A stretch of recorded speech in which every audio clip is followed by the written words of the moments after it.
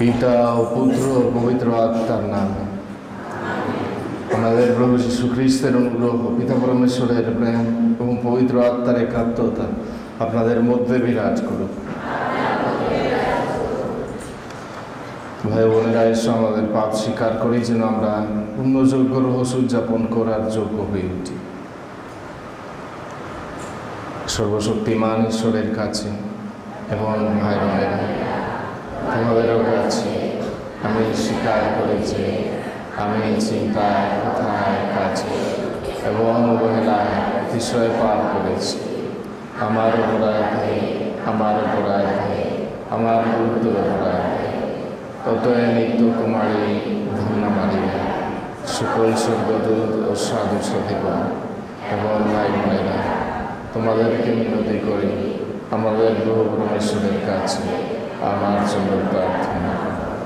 সর্বশক্তিমান ঈশ্বর আমাদের প্রতি সদয় হন, আমাদের পাপ ক্ষমা করুন এবং শাশ্বত জীবনে আমাদের আনয়ন করুন।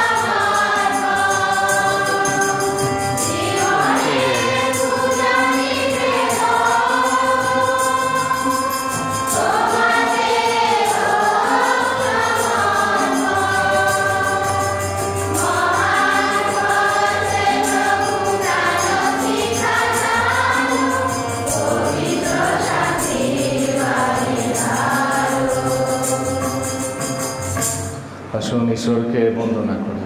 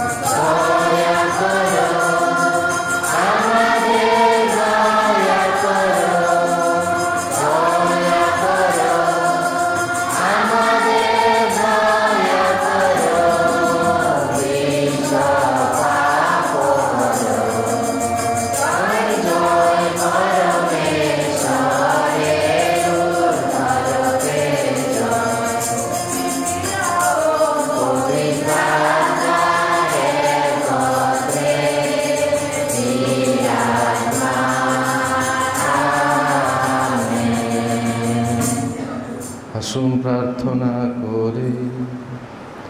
আজকে বিশেষ উদ্দেশ্য ঈশ্বরের পরীক্ষার জন্য প্রার্থনা চেয়েছেন তার পরিবার। আর বৃষ্টি ঈশ্বরের সুস্থতার জন্য প্রার্থনা করি। আজকেও আন্তর্জাতিক বিশ্ব বাবা দিবস, বলে আমাদের বাবাদের জন্য প্রার্থনা করি, যারা মারা গেছেন তাদের আত্মার চিরশান্তির জন্য, আর যারা জীবিত আছেন, যারা উপস্থিত আছেন তাদের সুস্থতার জন্য, তাদের দায়িত্ব সুন্দরভাবে যেন সুস্থভাবে পালন করে যেতে পারেন তার জন্য ঈশ্বরের কাছে প্রার্থনা করি। হে মানব ফসলের কৃষকের অজান্তে বীজ যেমন স্খলিত হয়ে ভাঙতে থাকে, আবার শীষের মধ্যে পাখা শস্য যেমন উৎপন্ন হয়, তেমনি আমাদের অজান্তে পবিত্র আত্মার প্রভাবে জগতের মধ্যে তোমার ঐশ্বর রাজ্য আশ্চর্য বৃদ্ধি লাভ করে। সে কথা মনে রেখে আমরা তোমাকে অনুনয় করি, তোমার ঐশ্বর রাজ্যের প্রতিষ্ঠার কাজে আমরা যখন বাধা পাই, যখন মনে হয় আমাদের কাজ ব্যর্থ, তখন আমরা যেন অবসন্ন হয়ে না পড়ি, বরং যেন সেই বিশ্বাস রাখি যে আমাদের ব্যর্থতার মধ্যেই তুমি গোপনে গোপনে তোমার কর্ষণ কর্ম চালিয়ে যাও। তোমার পুত্র আমাদের প্রভু যীশু খ্রিস্টের নামেই প্রার্থনা করি, পবিত্র আত্মার সংযোগে তোমার সঙ্গে জীবনময় সর্বনিয়ন্তা ঈশ্বরূপে তিনি যুগে যুগে বিরাজমান। প্রথমবার প্রবক্তা এজিকিয়েলের গ্রন্থ। প্রভু ভগবান এই কথা বলছেন, সেই অ্যারস বৃক্ষের উচ্চ শীর্ষ থেকে আমি তুলে নেব একটি পল্লব, সব থেকে উঁচু শাখা থেকে আমি ছেড়ে নেব একটি নতুন পল্লব, আর নিজেই তা পুঁতে রাখবো একটি সুউচ্চ পর্বতভূমিতে। পুঁতে রাখবো ইসরায়েলের সেই উচ্চ পর্বতভূমিতে। তা শাখায় প্রশাখায় ছড়িয়ে পড়বে, হয়ে উঠবে শক্তিশালী, হয়ে উঠবে একটি মহান অ্যারস বৃক্ষ। তার আশ্রয়ে বাসা বাঁধবে সমস্ত জাতের পাখি, তার শাখায় প্রশাখায় ছায়ায় থাকবে বিহঙ্গের দল। তখন প্রান্তরে যত বৃক্ষ জানতে পারবে আমি ভগবানই উন্নত বৃক্ষকে নমিত করি, আবার উন্নত করি নমিত বৃক্ষকে। সতেজ বৃক্ষকে শুষ্ক করি, আবার সতেজ করি তুলি শুষ্ক বৃক্ষকে। আমি ভগবানই এই কথা বলছি, আর আমি তাই করব। এই হলো প্রভুর বাণী। ধ্যান বিধি। প্রভু গাইব আমি কত প্রেমময় তুমি।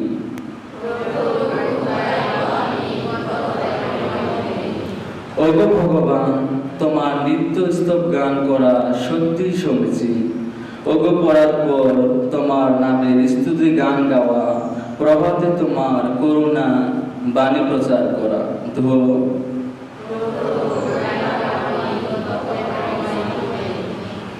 তোমার মহা বিশ্বসতা প্রতি রাতে গিয়ে চলা সত্যি সমীচীন। ধার্মিক জন বেড়ে উঠবে তাল গাছেরই মতো, হবে উন্নত শির অ্যারস বৃক্ষ লেবানন পর্বতে। ধো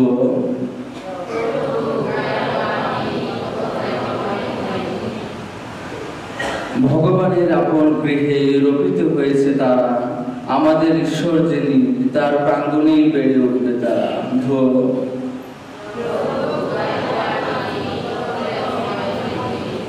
শেষ বয়সেও তারা হবে ফলশালী, থাকবে সরস সবুজ, আর এমনি করেই ঘোষণা করবে ভগবান ন্যায়শীল। তিনি আমার মূল শক্তি, তার মধ্যে কোনো অধর্ম নেই। ধো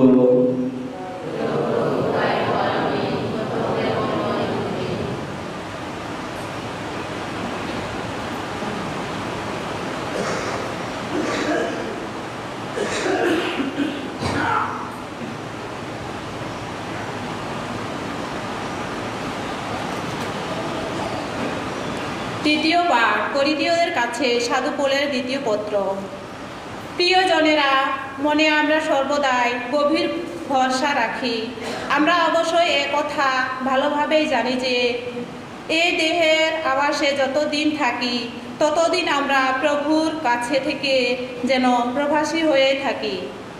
আমরা তো বিশ্বাসের পথে চলি, সাক্ষাৎ দর্শনের পথে নয়। তবুও বলছি, মনে আমরা গভীর ভরসায় রাখি আর এই দেহ থেকে প্রবাসী হয়ে প্রভুর সঙ্গে বাস করায় বরং বাঞ্ছনীয় মনে করি। তবে এই দেহের আবাসে থাকি আর নাকি প্রভুর মনের মতো মানুষ হওয়ায় আমাদের একান্ত অবিশ্বাস, কেননা আমাদের সকলকে একদিন খ্রিস্টের আসনে সামনে এসে প্রকাশ্য দাঁড়াতে হবে, যাতে প্রত্যেকে এই দেহের আভাসে থাকার সময়ে যা কিছু করছি তা ভালোই হোক আর মন্দই হোক, যেন সেই মতো প্রতিদান পায়। এই হলো প্রভুর বাণী। খ্রিস্টবাণী বন্দনা।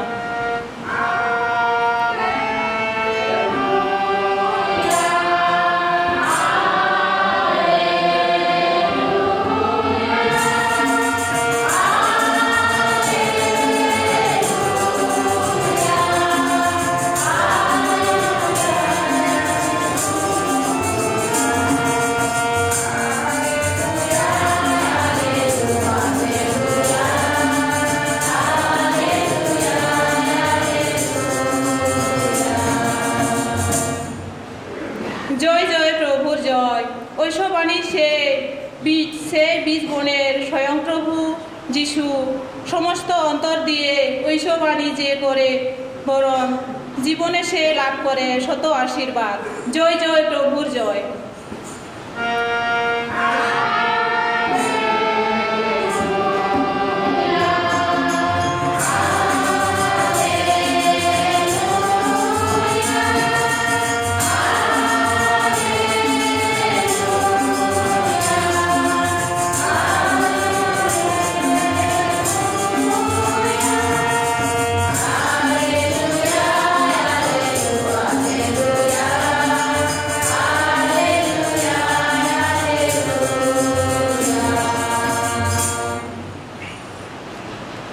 প্রভু আপনাদের সহায় থাকুন। মার্ক অনুসারে পবিত্র মঙ্গল সমাচার থেকে পাঠ।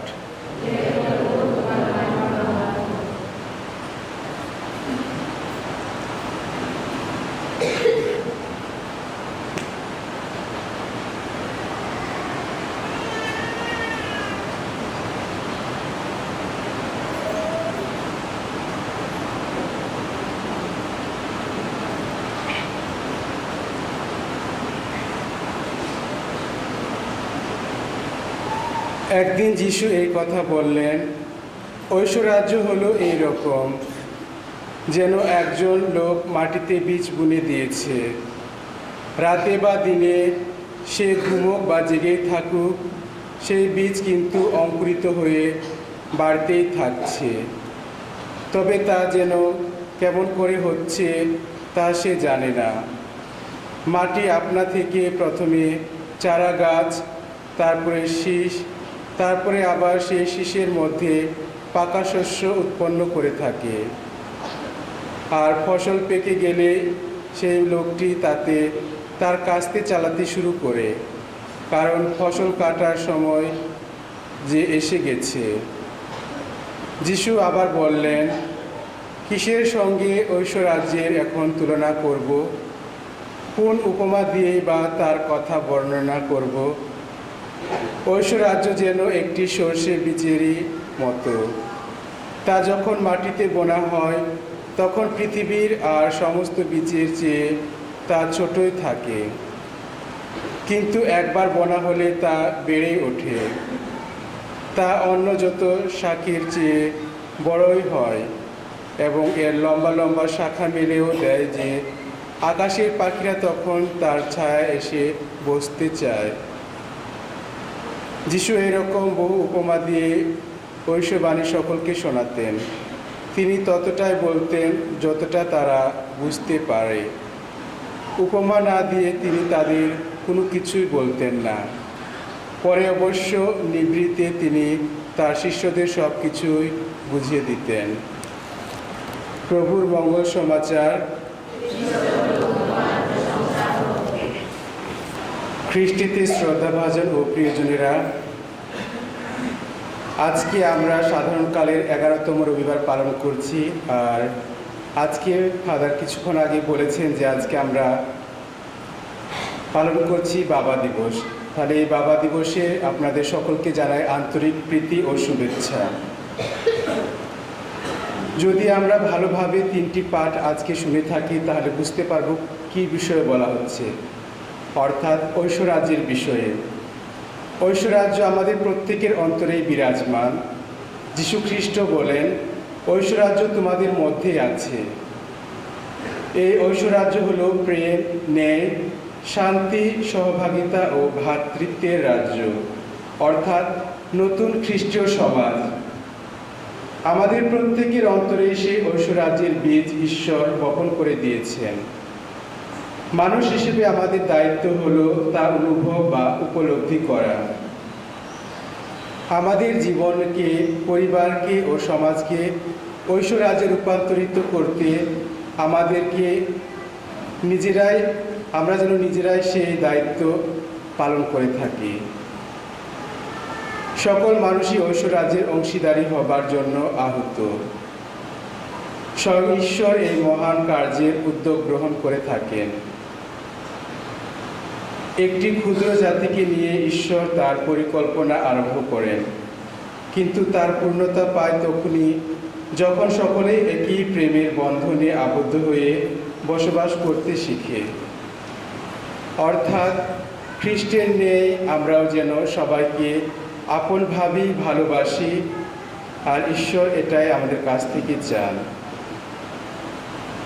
স্বয়ং ঈশ্বরই হচ্ছেন ঐশ্বরাজ্যের উদ্যোক্তা। তিনি নিজের গুণে এই ঐশ্বরাজ্যকে বাড়িয়ে তোলেন। আমাদের উচিত এই ঐশ্বরাজ্যের আসল অর্থ উপলব্ধি করা, সে মতো জীবনযাপন করা।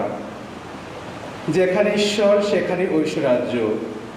ঈশ্বরকে যদি আমরা উপলব্ধি না করতে পারি তাহলে আমরা ঐশ্বরাজ্যের অর্থ কখনোই বুঝতে পারবো না, তা আমাদের জন্য কঠিন হয়ে যাবে। পবিত্র মঙ্গল সমাচারের 27 ও 28 পদে যদি আমরা দেখি তাহলে এখানে লক্ষ্য করব বীজের যে রহস্য ছিল সেই রহস্য বৃদ্ধির ও যে ভূমির কথা বলা হয়েছে সেই ভূমি অর্থাৎ জমির উর্বরতার প্রতি আমাদের যে দৃষ্টি আকর্ষণ করা হয়েছে সেই কথা এখানে বলা হয়েছে। এই বীজের রহস্য ভূমির উর্বরতা আমাদের দৃষ্টিকোণ থেকে বলা যায় যে এটি অতি গোপনে রহস্যময় উপায়ে ও মানুষের স্বাধীন ইচ্ছা ঈশ্বরের ঐশ্বরাজ্য বৃদ্ধি পায়। অর্থাৎ আমরা কখনোই কিন্তু বীজ বোনার পরে সেই বীজ থেকে কিভাবে চারা গাছ হয় আমরা কিন্তু কেউ দেখি না। তাকে আমরা মাঠে আমাদের জমিতে বীজ বুনি, সেই বীজ থেকে আস্তে আস্তে সেই গাছ বের হতে থাকে। এটি একটি রহস্য। ঐশ্বরাজ্য যেমন আমাদের কাছে রহস্য, তেমনি এই বীজের রহস্য রয়েছে। অর্থাৎ বীজ হলো ঈশ্বরের বাণী আর উর্বর জমি হলো আমাদের মানুষের অন্তর। আমাদের প্রত্যেকজন মানুষের অন্তরে ঈশ্বর রাজত্ব করতে চান, যা একটি সম্ভাবনাময় বীজের ন্যায় আপন থেকে বিকশিত ও ফলশালী হয়ে ওঠে। ঐশ্ববাণী প্রচার ও শিক্ষাদানের মাধ্যমে আমরা আমাদের জীবনকে পরিবর্তন করতে পারি। অর্থাৎ এর মাধ্যমে আমরা একজন বীজ বপক হয়ে উঠতে পারি। এই প্রচার কাজ করতে গিয়ে কিন্তু আমাদের অনেক সময় বহু বাধার সম্মুখীন হতে হয়, তবে পিছু পা হলে চলবে না। কারণ আমরা বিশ্বাস করি ঈশ্বর ভালো কিছুর জন্য সবসময় আমাদের সাথে থাকেন এবং তিনি আমাদেরকে সকল প্রকার বিপদ আপদ থেকে রক্ষা করে থাকেন। তবে আমরা জানতেও পারি না যে ঈশ্বর কখন কিভাবে আমাদের সাথে থাকেন এবং আমাদের কাজ তিনি করে দেন। যেমনটি আমরা প্রবক্তা এজিকিয়েলের গ্রন্থের 17 অধ্যায় 24 পদে দেখতে পাই যে তিনি বলেছেন, আমি প্রভু এই কথা বললাম আর আমি তা করবই। তিনি আমাদের কাছে প্রতিশ্রুতি দিয়েছিলেন তিনি আমাদেরকে উদ্ধার করবেন, তিনি তাই করেছেন এবং তিনি সবসময় আমাদের সাথে আছেন এবং আমরা জানতেও পারি না যে তিনি আমাদেরকে ভালো দিকে পরিচালিত করেন। আজকে সর্ষে বীজের উপমা কাহিনীটি বলা হয়েছে, যা আমরা অনেকবার শুনে থাকি, তবে আমরা আসলে এর অর্থ এখনো ভালোভাবে বুঝতে পারি না। এই সর্ষে বীজটা হচ্ছে অতি ছোট কিংবা অতি ক্ষুদ্র, কিন্তু যখন এটার গাছ বড় হতে থাকে তখন দেখি এটি সোজা হয়ে বড় হয়, ডালপালা ছাড়ায় এবং সোজা হয়ে দাঁড়িয়ে থাকে। আর ঈশ্বর এই ক্ষুদ্র কাজের মাধ্যমে তার মহত্তর কাজ কিন্তু সাধন করে থাকে। সাধু মার্ক সর্ষে বীজকে অতি ক্ষুদ্র আকৃতির উল্লেখ করলেও তিনি কিন্তু সর্ষে গাছকে বৃক্ষরূপে আখ্যায়িত করেনি। বৃক্ষ বলতে যেটা আমরা বুঝি না, যে আপনাদের চাঁদপুকুর মিশনে অনেক বড় বড় গাছ আছে না, এই পাশে আগে অনেক ছিল না, তাহলে বৃক্ষ আমরা বলি যে আমরা সর্ষে গাছকে কেউ বৃক্ষ বলবো, ধান গাছকে বৃক্ষ বলবো না? বৃক্ষ হচ্ছে যেগুলো বড় বড় না, যে বন বিভাগ যেগুলো আছে আমাদের আশপাশে, তাহলে এটাকে বৃক্ষ। তিনি কিন্তু সাধু মার্ক এটা কি বলেছেন, সর্ষে গাছকে কি বৃক্ষ বলেনি, তিনি এটাকে একটা গাছ বলেছেন। কারণ কি, এটা হচ্ছে একটা কি, সর্ষে গাছের কাণ্ড কি হয়, শিকড় কি হয়, মোটা হয় আম গাছের মতো। ছেলেমেয়েরা সর্ষে গাছ দেখেছ? দেখনি? দেখেছ না? তাহলে ওটার শিকড় না মাটিতে যেটা থাকে ওটা কি নরম, টান দিলে কি হয়, উঠে যায়। কিন্তু এখন যদি আমি বলি ওই যে ওখানে একটা ওই যে বড় আম গাছ আছে না, এখন টানে উঠাতে পারবে না। সেটার জন্য কি করতে হবে, কোদাল লাগবে, তারপরে কি কুড়োল লাগবে না, অনেক ভারী ভারী জিনিস লাগবে। কিন্তু সর্ষে গাছ কিংবা ফুল গাছ যেগুলো নরম কাণ্ড, ওগুলো উঠাতে আমাদের কি লাগে না, ওই ভারী জিনিস লাগে না, এটা আমাদের হাত দিয়ে উঠে যায় না। এটা সর্ষে বীজের উপমা আমাদের বলে যে প্রত্যেক মানুষের জন্য ঐশ্বরাজ্য এই আশ্চর্যজনক প্রসারিত। অর্থাৎ সর্ষে গাছে যে কথাটা বলা আছে আজকে সর্ষে বীজের উপমা কাহিনী, এখানে যে প্রসারিত হয় না, এটা কিন্তু বড় হয়, তারপরে পাতা কি পাতাও বড় হয় না, এটা মানে প্রসার স্থান মানে করে। তাহলে আমাদের জীবনে কিন্তু ঐশ্বরাজ্যের এরকম প্রসার কথা বলা আছে। তাহলে ঈশ্বরের রাজ্য আমাদের সামনে একটি রহস্য হিসেবে প্রকাশিত। আমরা জানি না এর রাজ্যের কিভাবে আসছে না, এটা একটা আগেই বলেছি আমি কি এটা একটা রহস্য না, কিন্তু এই রহস্য উদ্ঘাটনের জন্য আমরা কিন্তু এই পৃথিবীতে জন্মাইনি। এখন যদি আমি বলি আসলে ঐশ্বরাজ্য কি, স্বর্গনরক কি না, বিশ্বাস কি, এগুলো আসলে সব কি আমাদের একটা যার যার ধর্মের যার যার বিশ্বাস না, এটা নিজের অন্তর থেকে আসতে হবে, বিশ্বাস থেকে না। এটাকে আমরা কখনো কি করতে পারবো না, তর্ক বিতর্ক কিংবা পরীক্ষা নিরীক্ষার মাধ্যমে কিন্তু এটাকে আমরা উপস্থাপন করতে পারবো না। যখন কোনো বিতর্ক হয় আমরা কিন্তু ওখানে একটা বিষয় নিয়ে বিতর্ক করি না, গাছ কেন বড় হয় এরকম না, যে কোনো একটা বিষয় নিয়ে বিতর্ক করি। কিন্তু এই ধর্মের বিষয়ে কিন্তু আমরা বিতর্ক দিয়ে কখনো পারবো না। তাহলে এটা আমাদের বিশ্বাস কিংবা একটা রহস্য। তাহলে এখানে বলা আছে যে আমরা যেন এই ঐশ্বরাজ্যর কি করি না, রহস্যকে যেন আবিষ্কার না করি, বরং খ্রিস্টীয় শিক্ষায় বেড়ে উঠি এবং সেই মতো জীবনযাপন করি। এই উপমা কাহিনী আমাদের মনের মধ্যে অনুপ্রেরণা জাগায় ও আশ্বাস সঞ্চার করে। আর আমরা অযোগ্য হওয়ার সত্ত্বেও কিন্তু আমরা সকলে এই ঐশ্বরাজ্যে প্রবেশের অধিকার পাই। ঈশ্বর আমাদের সবার অন্তরে রাজত্ব করতে চান, সেজন্য তিনি আমাদের প্রত্যেকে তার ঐশ্বরাজ্যের জন্য যোগ্য হয়ে উঠতে বলেন। এই ঐশ্বরাজ্যের বিষয়টি জগৎকে নয় বরং নিজেকে পরিবর্তনের আহ্বান জানায়। ঐশ্বরাজ্য কিন্তু কখনো জগৎকে না পৃথিবীকে পরিবর্তন করতে পারবে, এটা কি মানুষকে নিজে থেকে আমাদের পরিবর্তন হতে হবে। কারণ ঈশ্বর আমাদের অন্তরে রাজা হতে চান। আর এই ঐশ্বরাজ্য কিন্তু আমাদের কাছ থেকে খুব দূরে নয়, দূরে স্বর্গ আমাদের কাছ থেকে দূরে। ছেলেমেয়েরা কি মনে করে, তারা যেহেতু ধর্ম ক্লাস করে, ছেলেমেয়েরা কিংবা বাবা মা কি বলেন, ঐশ্বরাজ্য কি আমাদের কাছ থেকে অনেক দূরে? কি দূরে? কোথায়? আমাদের মধ্যে, আমাদের কাছে স্বর্গ নরক যাই বলেন ঐশ্বরাজ্য কিন্তু আমাদের কাছে আছে, কিন্তু তা আমরা দেখতে পাই না। তাহলে সময় থাকতে কিন্তু আমাদেরকে এই ঐশ্বরাজ্যের জন্য নিজেদেরকে প্রস্তুত করতে হবে। এখন আমরা কিভাবে ঐশ্বরাজ্যে প্রবেশ করবো কিংবা স্বর্গে যাব? যখন ছোট ছোট ছেলে মেয়েরা কোনো মিথ্যা কথা বলে, চুরি করে না, আমরা পরিবারে শিক্ষা দিই, কি বলি? মিথ্যা কথা বলবে না, চুরি করবে না, না মারামারি করবে না, কারণ এটা বলে কি করবে? পাপ হবে এবং কোথায় যেতে পারবে না? স্বর্গে যেতে পারবে না। কোথায় যাবে? নরকে, যেখানে আগুন আছে, আগুনে পুড়ে ছাই হবে না। তাহলে আমরা কেউ আগুনের কাছে যেতে চাই না, সবাই কোথায় থাকতে চায়? স্বর্গে। কারণ স্বর্গ হচ্ছে কি না, আমাদেরকে যখন ছোট ছিলাম তাহলে বলা হচ্ছে স্বর্গ হচ্ছে ফুলের বাগান, ওখানে শুধু চারিদিকে ফুল আর ফুল, মানে সুন্দর জায়গা, ওখানে গেলেই শান্তি পাওয়া যায়। তাহলে এই ঐশ্বরাজ্যে যাওয়ার জন্য আমাদেরকে কিন্তু কি করতে হবে?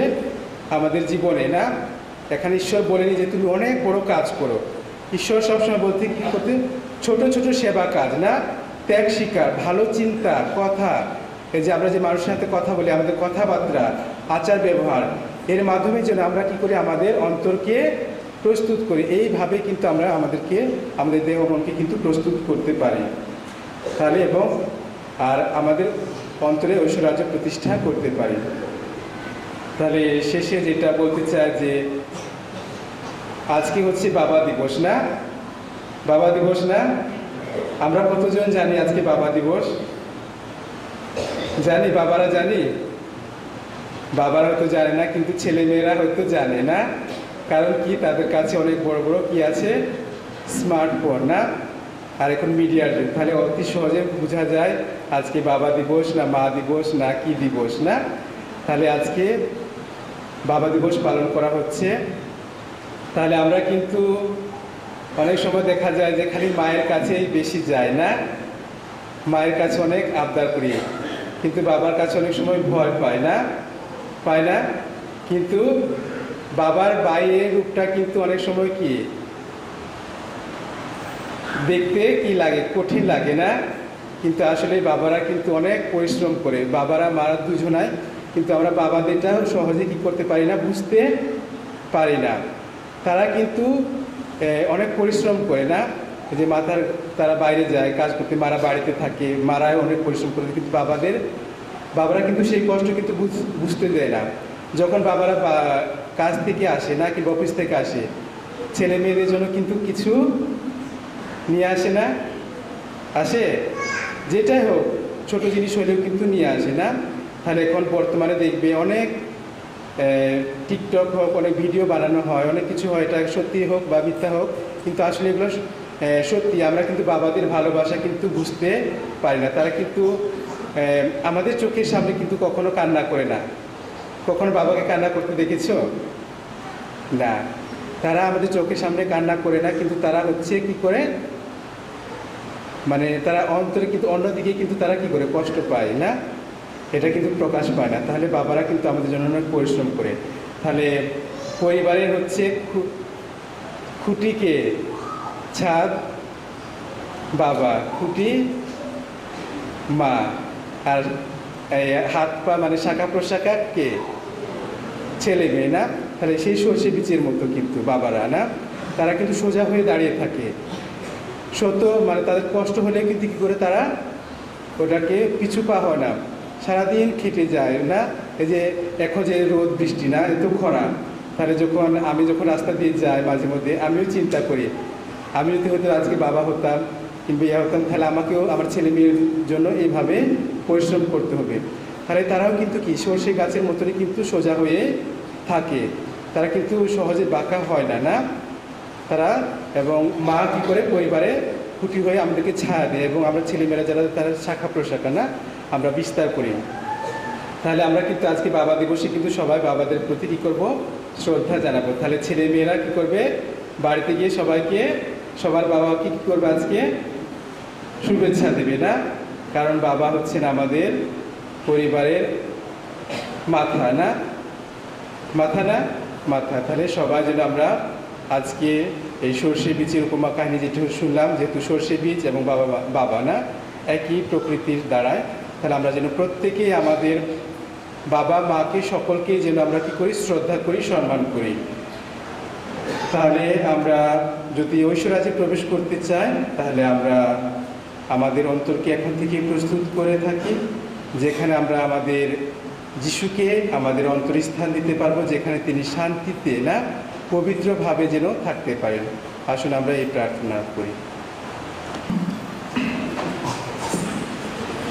আমাদের বিশ্বাস প্রচার করে এক পরমেশ্বর সর্বশক্তিমান পিতা, সর্বমহত্ব এবং দৃশ্য দৃশ্য সমস্তের সৃষ্টিকর্তায় আমি বিশ্বাস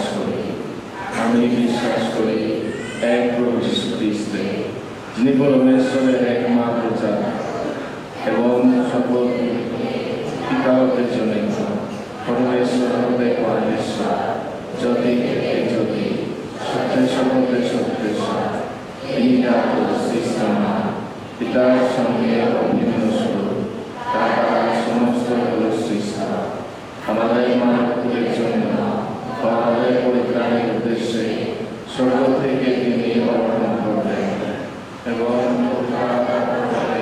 কুমারী মারিয়ার গর্ভে দেহ ধারণ করলেন এবং মানুষ হলেন।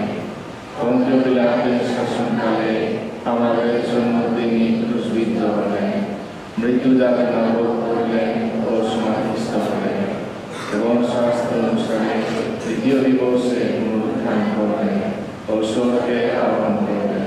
পিতার দক্ষিণ পার্শ্বে উপবিষ্ট আছেন, তিনি জীবিত মৃত্যুদের বিচারার্থে সকলভাবে পুনরাগমন করবেন, তার রাজত্বের শেষ হবে না। আমি বিশ্বাস করি প্রভু জীবনদায় পবিত্র আত্মায়, তিনি পিতা পুত্র হতে সন্তুষ্ট, পিতা পুত্রের সাথে সমভাবে আরাধিত ও গৌরবান্বিত। তিনি প্রবক্তাদের মধ্য দিয়ে কথা বলেছেন। এক পবিত্র সর্বজনীন অপ্রেরিত মণ্ডলীতে আমি বিশ্বাস করি। আমি পাপ মোচনার্থে এক দীর্ঘাসনে স্বীকার করি এবং মৃতদের পুনরুত্থান ও শাশ্বত জীবনের প্রত্যাশা করি। আমেন। ঈশ্বর আমাদের কাছে প্রার্থনা শুনেছেন, আমরা এখন আমাদের প্রার্থনা ঈশ্বরের কাছে জানাই। হে প্রভু, আমাদের প্রার্থনা শ্রবণ করুন।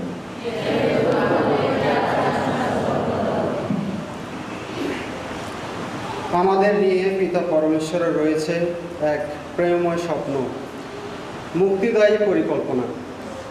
পরমেশ্বরের সেই পরিকল্পনা, সেই স্বপ্নকে যেন খোলা মনে গ্রহণ করতে ও বাস্তবায়নে সহযোগিতা করতে আমরা সর্বদা প্রস্তুত থাকতে পারি।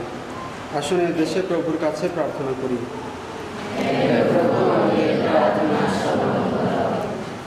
সামাজিক সম্পর্কযুক্ত প্রাণী হিসাবে নারী পুরুষকে একে অন্যের পরিপূরক রূপে ঈশ্বর আমাদের সৃষ্টি করেছেন।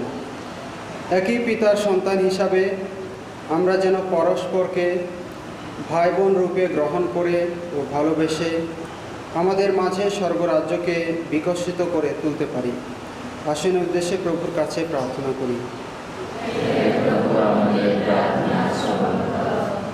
ঐশ্বরাজ্য গঠনের কাজে ঈশ্বর আমাদেরকে ব্যবহার করতে চান, আমাদের সাথে দায়িত্বের সহভাগিতা করতে চান। আমরা যেন ঈশ্বরের কাজের জন্য, ভাই বোনদের সেবার জন্য সময়, বুদ্ধি, শক্তি, পরামর্শ ও টাকা পয়সা, বিষয় সম্পত্তি দিয়ে সাহায্য করতে অনুপ্রাণিত হতে পারি। আসুন দেশে প্রভুর কাছে প্রার্থনা করি।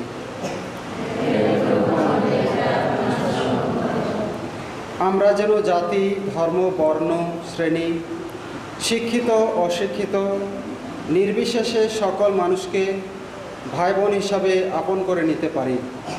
যারা আমাদের কম ভালোবাসে বা ঘৃণা করে, যারা আমাদের শত্রু ও আমাদের ক্ষতি করে, তাদেরকেও যেন আমরা ক্ষমা করে ভাই বলে গ্রহণ করতে পারি এবং এভাবে সবাইকে নিয়ে পিতা রাজ্য গড়ে তুলতে পারি।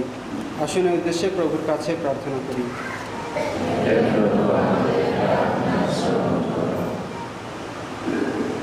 মনে মনে আমাদের উদ্দেশ্য ঈশ্বরের কাছে তুলে ধরি। যেসব ভাবা অসুস্থ, অবহেলিত,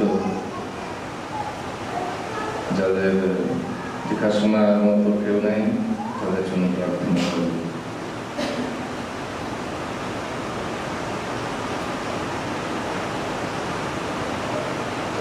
হে প্রভু আমাদের প্রার্থনা শ্রবণ করুন। এসব প্রার্থনা করি আমাদের প্রভু যীশু খ্রিস্টের নামে।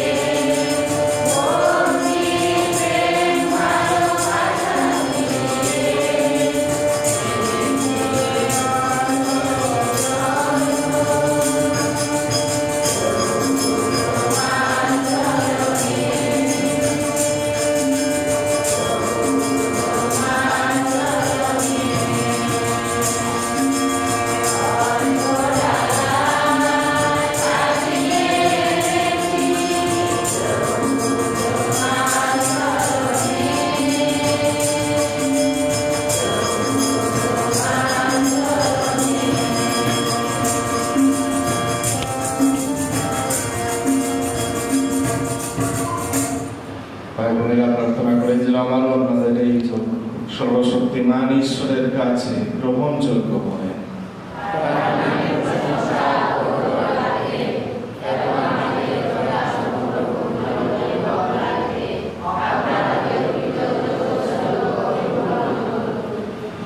পরমেশ্বর, এই রুটি ও দ্রাক্ষারস যেমন আমাদের দৈহিক জীবনের খাদ্য পানীয় রূপে দান করেছ, তেমনি তা আবার করে তুলেছ আমাদের আধ্যাত্মিক জীবনের পথে।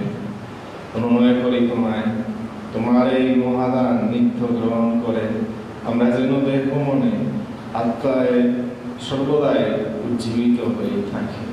আমাদের প্রভু যীশু খ্রিস্টের নামে প্রার্থনা করি। প্রভু আপনাদের সহায়, আপনাদের হৃদয় উত্তোলন করে শুন আমাদের ঈশ্বর প্রভু ধন্যবাদ করি। হে প্রভু পবিত্রতম পিতা, সর্বকালে ও সর্বস্থানে আমাদের প্রভু খ্রিস্টের মধ্যস্থতায় তোমার প্রতি ধন্যবাদ নিবেদন করা সত্যই বিহিত ন্যায্য, সমীচীন ও কল্যাণকর। তার পুনরুত্থানের পর তিনি সকল শিষ্যের কাছে দৃশ্যভাবে আবির্ভূত হলেন এবং তাদের দৃষ্টির সম্মুখে স্বর্গে উন্নীত হলেন, যেন আমাদেরকে তার ঐশ্বর্যের সহভাগী করে তোলেন। অতএব বিশ্বজগৎ ও সর্বমানব নিস্তার উৎসবের বাড়িত আনন্দ উল্লসিত এবং লোকের শক্তিবৃন্দ ও দূতগণের পরাক্রম সমূহ ও এই বলে বিরাম মুখরিত তোমার প্রশংসা জয়গান।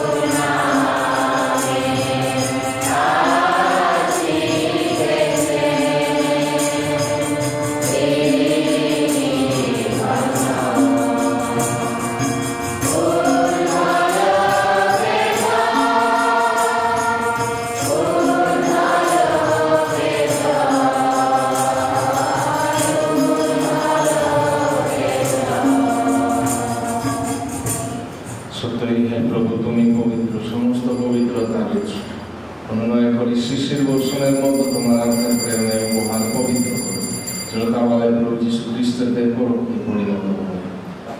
মৃত্যু যাতনায় স্বেচ্ছায় সমর্পিত আপনে তিনি রুটি হাতে নেবেন এবং ধন্যবাদ জানিয়ে তার ভাঙবেন এবং তার শিষ্যদের দিয়ে বলবেন, নাও এ থেকে খাওয়া শুরু করবে, কেননা আমার দেহ যা তোমাদের জন্য সমর্পিত হবে।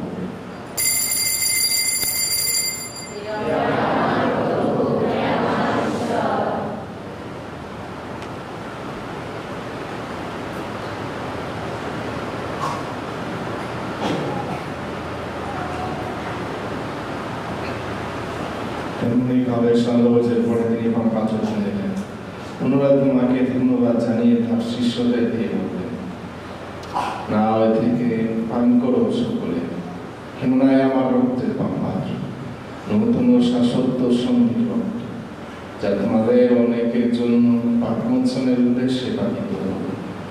আমার শরণার্থী তোমরা এই অনুষ্ঠান করো।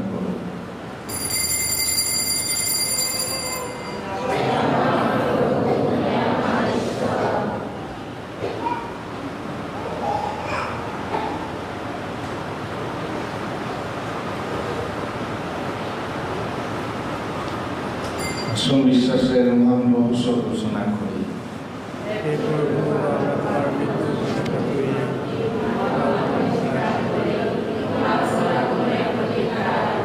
অতএব হে প্রভু, তার মৃত্যু পুনরুত্থানের স্মরণোৎসব পালন করে আমরা জীবনের রুটি মুক্তিদায়ী পাত্র তোমার কাছে নিবেদন করি। তোমার সম্মুখে দাঁড়াতে, তোমার সেবা করতে তুমি আমাদের যোগ্য করে নিয়েছ, তোমাকে ধন্যবাদ জানাই। মিনতি করি খ্রিস্টের দেহ ও রক্তের সহভাগী হয়ে আমরা যেন পবিত্র আত্মার দ্বারা সম্মিলিত হয়ে এক হতে পারি। হে প্রভু, সমগ্র মণ্ডলে বিস্তৃত তোমার উপাসক মণ্ডলীকে স্মরণে রেখো। আমাদের পোপ ফ্রান্সিস, আমাদের বিশ্ব জেরবাস এবং যাজক সমাজের সাথে তাকে তোমার প্রেমের পূর্ণতায় গড়ে তোলো। পুনরুত্থানের প্রত্যাশায় নির্মিত আমাদের ভাই বোনদের, বিশেষ করে আমাদের বাবারা, দাদুরে যারা মারা গেছেন এবং তোমার দয়ার আশ্রমিত সকলের কথা স্মরণে রেখো। তোমার মুখমণ্ডলের বিবাহে তাদের স্থান দিয়ে অনুনয় করি আমাদের সকলের প্রতিও সকলে আমাদের প্রত্যেকজনকে আশীর্বাদ করো, যেন ঈশ্বর জননী ধন্যা কুমারী মারিয়া, তার স্বামী ধন্য জোসেফ, পূর্ণ প্রেরিত শিষ্যগণ এবং যুগে যুগে তোমার প্রতিভাজন সকল সাধু সাধীর সঙ্গে আমরাও শাশ্বত জীবনের সহভাগী হওয়ার যোগ্য হয়েছি এবং তোমার প্রশংসা মহিমা কীর্তন করতে পারি তোমার পুত্র যীশু খ্রিস্টের দ্বারা।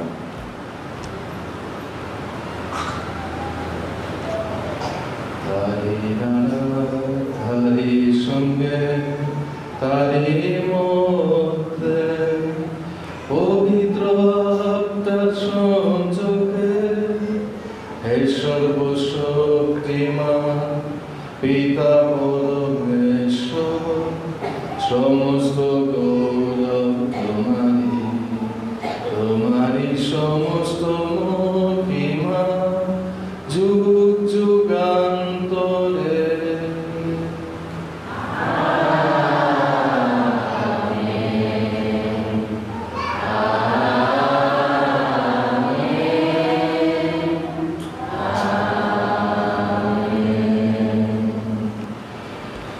ঈশ্বরের রাজ্য, ঈশ্বর রাজ্য যেন আমাদের জীবনে আমাদের মধ্যে প্রতিষ্ঠা হয়ে আসুন। যেভাবে যিশু আমাদের শিখেছেন এইভাবে প্রার্থনা করি। হে আমাদের সর্বস্থাপিত, তোমার নাম পূজিত হোক, তোমার রাজ্য প্রতিষ্ঠা হোক, তোমার ইচ্ছা যেন স্বর্গে তেমনি মর্ত্যে পূর্ণ হোক। আমাদের দৈনিক অন্ন আমাদেরকে দাও, এবং আমরা যেন অপরাধ থেকে ক্ষমা করি, তেমনি তুমি আমাদের অপরাধ ক্ষমা করো, আর আমাদেরকে প্রলোভনে পরিতে দিও না। হে প্রভু, অনুনয় করি সকল অনর্থ হতে আমাদের রক্ষা করো, প্রসন্ন হয়ে কর্তব্য আমাদের শান্তি প্রদান করো, যেন তোমার করুণার উপর নির্ভর করে আমরা পাপ থেকে সর্বদা মুক্ত এবং সমস্ত সংকট থেকে নিরাপদে থাকি। আমরা রয়েছি সেই পূর্ণ আশায় এবং আমাদের মুক্তিদাতা যীশু খ্রিস্টের আগমনের প্রতীক্ষায়।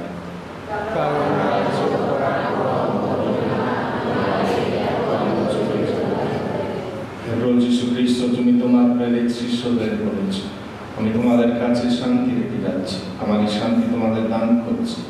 আমাদের পাপের প্রতি নয়, বরং তোমার মণ্ডলের বিশ্বাসের প্রতি দৃষ্টিপাত করো। প্রসন্ন হয়ে তোমার ইচ্ছা অনুসারে তাকে শান্তি ও একতা প্রদান করো। তুমি জীবিত আছো বা যুক্ত করছো যুগে যুগান্তরে। প্রভুর শান্তি আপনাদের মধ্যে বিরাজ করো। আসুন আমরা পরস্পরকে খ্রিস্টের শান্তি প্রদান করি।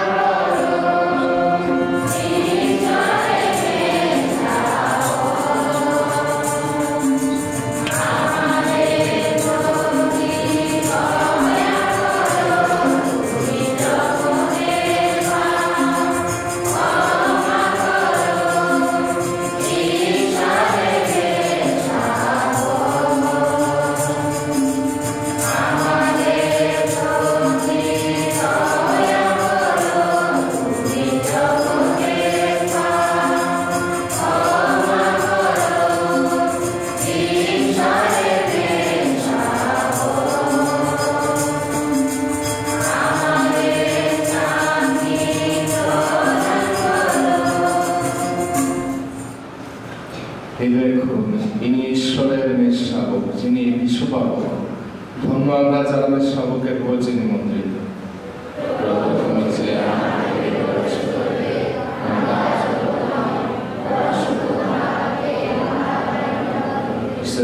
আমাদের অনন্ত জীবন দান করুন।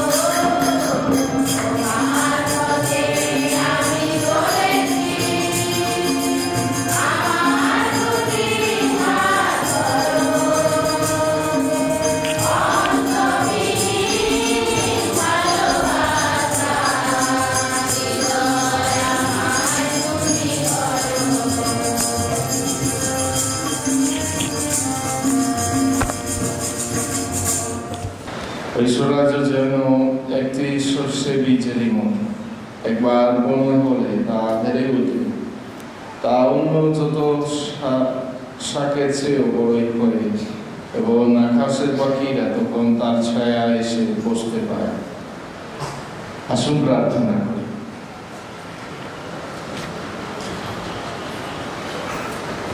হে ঐক্য বিধাতা, আমরা বিশ্বাস করি তোমার এই মিলন প্রসাদ তোমার ভক্তমণ্ডলের পারস্পরিক একাত্মতার প্রতীক হয়ে উঠেছে।